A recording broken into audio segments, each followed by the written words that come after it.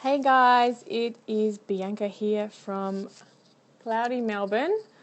Just let me turn that around. Hello. So how are you?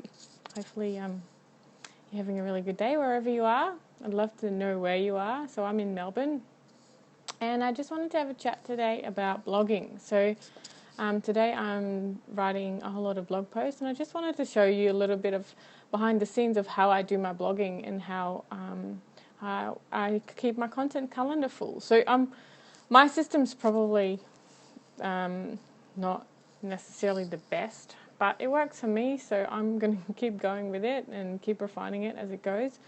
So I'm going to show you a little bit of how I do things. So I'll turn the screen around again and show you where I keep bits and bobs and how I do my blogging. So give me a minute. So there you go. So that's my website. So firstly, what I do is I love Evernote. So I keep a running Evernote, what do you call it? An Evernote note? So anytime I have any ideas about blog topics and titles, I just write them down. And my Evernote syncs with my phone, my iPad, my computer. So wherever I add it, I can see it back later. So I literally have a long list of blog topics. I do the same for guest blog topics. So I do a bit of guest blogging on a number of blogs, and every time I have an idea, I write it down. So I just keep adding to that, and usually when I've written one, I take it out because otherwise it gets too long. So I keep it in Evernote, and then what I do is usually I copy the title across to my blog post. So my website's in WordPress, and I just leave it in draft status. So at the moment, I have lots of titles sitting there.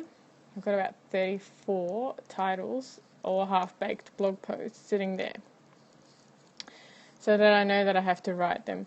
And the way I work is I have all these things sitting there, and I write about 2 to 4 blog posts per week. So mine get sent out.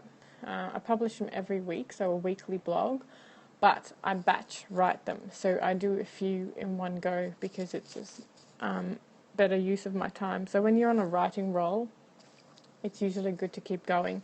So what I do is I have this whole list of blog posts, and then what I do is I scroll through it and look at what I want to write about that day.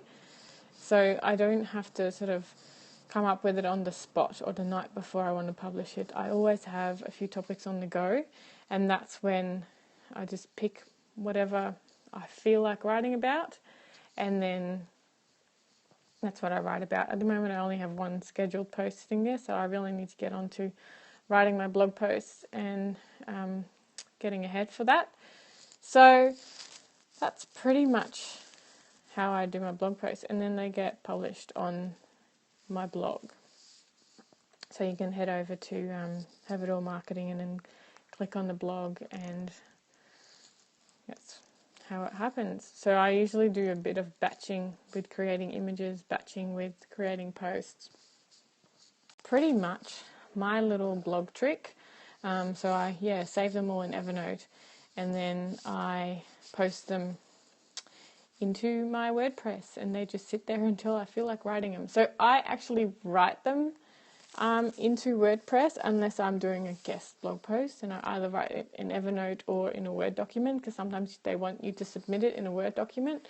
Most of the times I write them in Evernote because at least they are saved there forever, and then I just copy them across to a Word document to send it off. So Evernote and WordPress are my two sort of ways of blogging.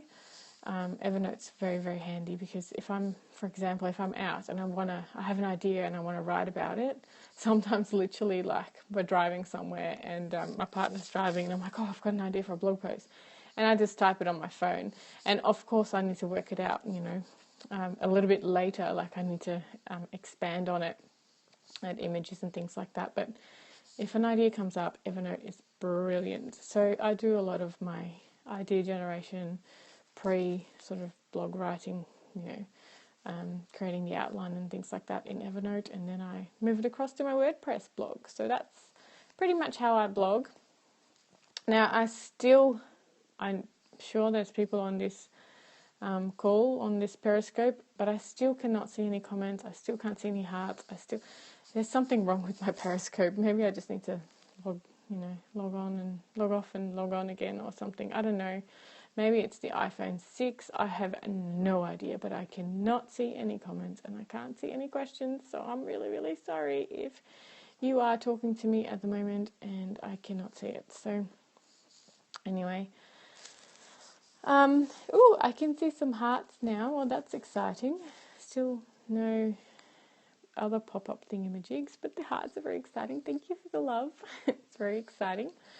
So I'm going to get back to my blog writing, and I will see you on the next scope. Have an awesome, awesome day. See you later.